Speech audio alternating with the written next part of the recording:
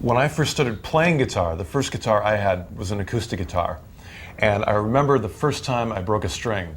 I didn't know what to do, I didn't know how to change it. So right now I want to show you what I've learned since then about fixing your broken string. Right now we have no broken strings, and so I'm going to show you how to take one off, because sometimes you want to change them if they get dirty or sweaty or that sort of thing too. So I'm going to start with the low E string, the 6th string. It's the biggest one, so it's the easiest one for you to see. I brought a peg winder to make it faster, but you can use your fingers too. You want to loosen it before you take it off. So I'll play it so you can hear me loosening. There it goes down. I'm going to keep going down until it's very, very nice and loose. Okay, I think we got it now. That's definitely loose. So now I'm going to unwrap it around the tuning peg, take it right off. No harm done. The next thing is it's attached here with a string peg that holds it in. Actually, these winders work really well for getting the peg out. But you can also use, if you've got a little pair of pliers or needle nose or something, that'll get it out. So there's the peg. It almost looks like, somebody's tooth or something. There it is. And I took it out, and so the string comes right out. It's got a little bead on the end. That's what holds it in. And we got that all set. Make sure you don't poke your eye out with it. That's always good. And now I'm going to get the new string. It looks like this. Unwrap it. Get it ready to put into the guitar. There we go. So you put the end with the bead in the hole. And actually, the peg has a little groove on it, and you want to put that side where the string is. And press it on in. I'm going to give it the string a little pull to make sure it's in there good, and press it down. So there it is, fastened back into the guitar. So now I'll pull it across, and you can see on the post of the tuning peg there's a hole, and just stick it right through there. Now, of course, you can stick it one of two ways. You can sort of go on this side, on the top of it, or on this side on the inside of the headstock.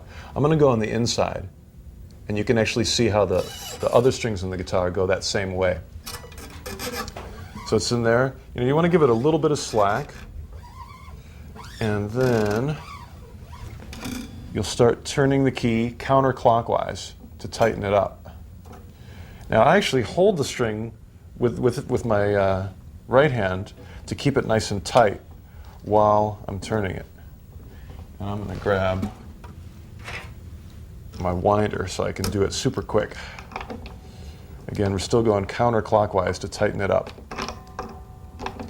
And you'll start to notice that there's more than one wrap around that peg. And you want to make sure that the wraps are going underneath each other. That's going to give good pressure on the nut, so you get a nice clear sound. And when it starts to tighten, you'll feel it on your right hand, and you can also hear the sound of the string start to rise and pitch. By that time, you're ready to go back to your fingers to get it fine-tuned in.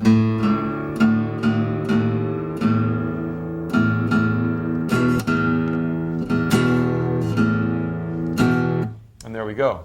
The last step, so I always like to stretch the string out a little bit. When you have a brand new string, it might need to be stretched just a little bit. So I usually stretch it here at the 12th fret with my thumbs. Just push it down a little bit, not too much because you don't want to break it off. And then you'll hear how it already stretched by going lower. You need to do it back up to pitch. Give it a little more of a stretch. I maybe stretch it 3 or 4 times to get it nice and stretched so when you play it, it doesn't go out of tune. Do it again. The little stretch. Each time it'll go a little bit less out of tune to where it won't go out at all. And there. Now it's staying in. Last thing I'm going to do is clip off this end, because that could definitely take an eye out or do something dangerous. So let's take a pair of metal wire clippers and snap it off. There we go. And you are now ready to get back to playing.